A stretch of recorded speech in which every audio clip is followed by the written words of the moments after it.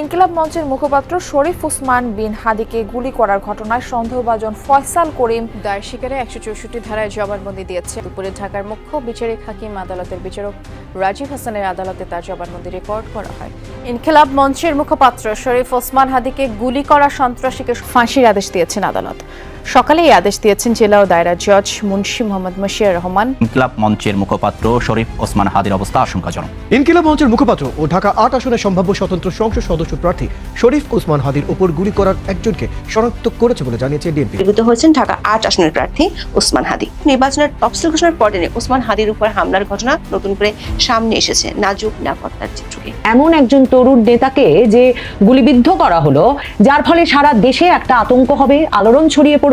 প্রত্যেকটি আসনের প্রার্থীরা এখন নিজের নিরাপত্তা নিয়ে শঙ্কিত বোধ করবেন। ৫০ জন প্রার্থীকে টার্গেট করে লিঙ্ক করা হবে। জুলাই গণ অভ্যুত্থানে প্রথম সারিতে থাকা ছাত্রনেতাদের মধ্যে শরীফ ওসমান হাদি অন্যতম। জুলাই আন্দোলনের মাধ্যমে পরিচিতি পাওয়ার পর থেকেই তিনি বিভিন্ন ধরনের অন্যায়, চাঁদাবাজি, টেন্ডারবাজি ও দখলবাজির বিরুদ্ধে কথা বলেছেন। এসব প্রতিবাদীমূলক কর্মকাণ্ড কঠোরভাবে পরিচালনার জন্যই তিনি নির্বাচনে দাঁড়িয়েছিলেন।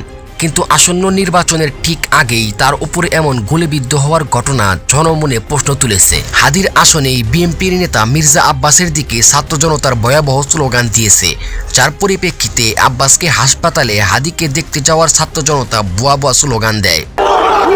দেখানোর চেষ্টা করছে মির্জা আব্বাসকে দেখে ভুয়া ভুয়া স্লোগানে কিন্তু উত্তাল হয়ে গেছে এই মুহূর্তে ঢাকা মেডিকেল। কিছু সময় আগে গুলিবিদ্ধ হয়ে শরীফ ওসমান হাদির উপর হামলার ঘটনায় বেরিয়ে এসেছে এক চাঞ্চল্যকর তথ্য। কিছুদিন আগ থেকেই কিছু মুখোশধারী লোক শরীফ ওসমান হাদির সাথে নির্বাচনী প্রচারণায় কাজ চালিয়েছিলেন। সিসিটিভি ফুটেজে দেখা যায় সেই মুখোশধারী লোকরাই রাস্তায় শরীফ ওসমান হাদিকে গুলিবিদ্ধ করেছে। এখানে গুপ্ত সুপ্ত কোনো কথা নাই, কথা হচ্ছে আওয়ামী লীগ ঢুকেছে। আপনি যদি দেখেন তারা 2 সপ্তাহ যাবৎ প্রচারণা টিমের সাথে জড়িত। তারা সেন্টারে আসে, যেটা হচ্ছে বাংলা মোটরসে। তো সেন্টারে সবার জন্য বসার সুযোগ আছে। তারা সেখানে আসে এবং তাদেরকে যখন মাস্ক খুলতে বলা হয় তিনি বলে তার প্রবলেম আছে। এবং শরীফ ওসমান হাদি ভাই খুবই যেটাকে বলে উদার মনে, সেজন্য তিনি তাদেরকে সন্দেহ না করে নির্বাচনী প্রচারণার যে টিম সেটাতে নিয়েছিল। এবং জুমার নামাজে ওই দিনের ঘটনা যদি বলি, প্রবেশ করে সেই 2 জন ব্যক্তি, অর্থাৎ যিনি কিলিং করেছেন এবং যিনি বাইক চালিয়েছেন, তারা বাহিরে অপেক্ষা করে যে শরীফ ওসমান হাদির গতিবিধি লক্ষ্য করার জন্য। এবং শরীফ ওসমান হাদি যখন নামাজ থেকে বের হয় তার পরবর্তীতেই তারা তার পিছু নেয় এবং যখন তার উপরে আক্রমণ হয় তারপর থেকে সেই 2 জনকে আর খুঁজে পাওয়া যায়। কিছুদিন আগ থেকেই দেশের বিভিন্ন জায়গায় একদল সন্ত্রাসী বিশৃঙ্খলা সৃষ্টি করে যাচ্ছে। এমন পরিস্থিতিতে স্বরাষ্ট্র উপদেষ্টাকে আসন্ন নির্বাচনের সামনে দেশের অনিরাপত্তা নিয়ে প্রশ্ন করা হলে তিনি তা এড়িয়ে যান। অন্তর্বর্তী সরকারের দায়িত্বে থাকা সত্ত্বেও দীর্ঘ 16 মাস ধরে দেশের অনিরাপত্তা থাকায় রাজনৈতিক বিশ্লেষকরা উপদেষ্টাদের নিয়ে সমালোচনা করেছেন। হাদির উপর গুলি, তফসিল ঘোষণার টাইমিং, রাজনৈতিক প্রতিক্রিয়ার ধরন, রাষ্ট্রের ভেতরে অস্বস্তি, সব মিলিয়ে এটি নিঃসন্দেহে দেশের ভয়ঙ্কর পরিস্থিতিকে নির্দেশ করে। এর কোনোটিকেই বিচ্ছিন্ন করে দেখলে সকলেই ভুল করবেন, এটা শুরুতে জানিয়ে রাখছি। রাজনীতিতে যখন বাস্তবতা দিয়ে দাবি আদায় করা যায় না, তখন পরিস্থিতি তৈরি করা হয়। নিরাপত্তার ঝুঁকি না থাকলে ঝুঁকির পরিবেশ বানাতে হয়, আর সেই পরিবেশ বানানোর জন্য সবচেয়ে কার্যকর উপাদান হলো রক্ত। এবং এরকম হাদির মতো ধরুন একটু পেছনের সারির নেতারা হচ্ছে তার জন্য উপযুক্ত। হাদি এখানে উপযুক্ত, যথেষ্ট উপযুক্ত টার্গেট। শরীফ ওসমান হাদির উপর এমন হত্যাকাণ্ডের ঘটনায় বিএনপি নেতা মির্জা আব্বাসের হাত রয়েছে নাকি ছাত্রলীগ নেতার পরিকল্পনা? এই বিষয়ে আপনার মতামত অবশ্যই কমেন্টে জানাতে পারেন। কতটা উৎসব মুখর আর কতটা নিরাপদ তার প্রমাণ হাতে নাতে পাওয়া যাচ্ছে তফসিল ঘোষণার মাত্র 18 ঘন্টা পর। ঢাকার প্রকাশ্য রাস্তায় দিনে দুপুরে গুলিবিদ্ধ হয়েছেন ঢাকা ৮ আসনের প্রার্থী ওসমান হাদি। তিনি ডানপন্থী বক্তব্যে অভ্যস্ত, উত্তেজনামূলক ভাষা ব্যবহার করছেন, গালি দিচ্ছেন, অতীতে প্রতিপক্ষের বিরুদ্ধে সহিংস আহ্বানের অভিযোগও আছে তার বিরুদ্ধে। অর্থাৎ তাকে কেন্দ্র করে মব উত্তেজিত করা সহজ, তাকে আহত করলে 2 দিকেই লাভ। একদিকে দেখানো যাবে রাজনৈতিক প্রার্থী নিরাপদ নয়, অন্যদিকে তার আগের বক্তব্য টেনে এনে ঘটনাকে প্রতিক্রিয়া হিসেবে সাজানো যাবে। বলির পাঠা হিসেবে এর চেয়ে কার্যকর চরিত্র পাওয়া সত্যি কঠিন। আরও সন্দেহ বাড়ে যখন দেখা যায় গুলির ঘটনার 5 মিনিটের মাথায় একটি নির্দিষ্ট পক্ষ সামাজিক যোগাযোগ মাধ্যমে দায় চাপিয়ে দেয় বিএনপির উপর। কোনো তদন্ত, কোনো তথ্য, কোনো প্রাথমিক যাচাই ছাড়াই এই দোষারোপ তারা করে। আর ফারুকের কথা তো বলেইছি শুরুতে, এটা আবেগী প্রতিক্রিয়া নয়, এটা প্রস্তুত স্ক্রিপ্টের মতো। রাজনৈতিক সহিংসতায় সাধারণত প্রথমে সবাই চুপ থাকে, পরিস্থিতি বোঝার চেষ্টা করে। এখানে তা হয়নি, বরং দ্রুত একটি ন্যারেটিভ ছড়িয়ে দেওয়ার চেষ্টা হয়েছে। এই তাড়াহুড়াই ইঙ্গিত দেয় কেউ আগেই জানতো এই ঘটনাকে কিভাবে ব্যবহার করতে হবে। আমি সাদিক কাইমের কথা বলছি, আরো বিস্তারিত বলবো। কারণ আলোচনার কেন্দ্রে আর শুধু একটি গুলির ঘটনা নেই, আছে সম্ভাব্য মৃত্যু। হাদি যে কোনো সময় মারা যেতে পারেন। শরীফ ওসমান হাদির শারীরিক অবস্থার যে বিবরণ বিভিন্ন মাধ্যম থেকে জানতে পারছি, তাতে তার ফিরে আসা আদৌ হবে কিনা এ প্রশ্ন বাস্তব। যদি তিনি বেঁচে ফেরেন সেটা নিঃসন্দেহে এক ধরনের মিরাকল হবে। রাজনীতির বাইরে দাঁড়িয়ে একজন মানুষের প্রাণ রক্ষার কামনা আমার প্রথম কথা, কিন্তু রাজনীতি কখনো আবেগে থেমে থাকে না।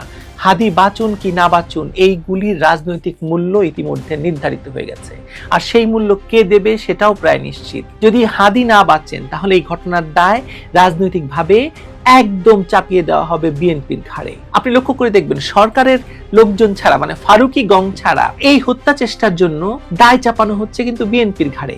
আওয়ামী লীগকে কেউ চাপাচ্ছে না, ভারতকে কেউ টানছে না।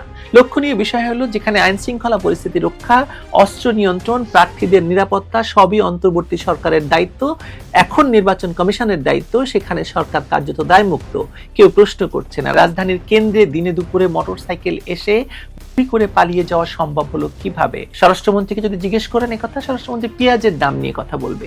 স্বরাষ্ট্রমন্ত্রী মানে হচ্ছে ওই দিলদার স্বরাষ্ট্র উপদেষ্টার কথা বলছি আমি। কেউ জানতে চাইছে না নিরাপত্তা ব্যর্থতার দায় কার, বরং সবাই প্রস্তুত হয়েছিল দোষ চাপাতে হবে বিএনপির উপর, কেউ কেউ সরকারের পক্ষ থেকে আওয়ামী লীগ আর ভারতের উপর। এটা শুধু অন্যায় নয়, এটা রাজনৈতিকভাবে পরিকল্পিত অবিচার। হাদি এবং ইনকিলাব মঞ্চ বিএনপি বা বিএনপির প্রার্থী মির্জা আব্বাসের জন্য কোনো ধরনের রাজনৈতিক হুমকি ছিল না। এটা মানে পাগলও বিশ্বাস করবে না যে মির্জা আব্বাসের মতো একজন নেতা হাদিকে ভয় পাচ্ছেন। এটা কঠিন সত্য, কিন্তু সত্য। জনসমর্থন, সাংগঠনিক শক্তি, রাজনৈতিক প্রভাব, কোনো মানদণ্ডেই হাদি মির্জা আব্বাসের সমকক্ষ নন, এমনকি কাছাকাছিও নন।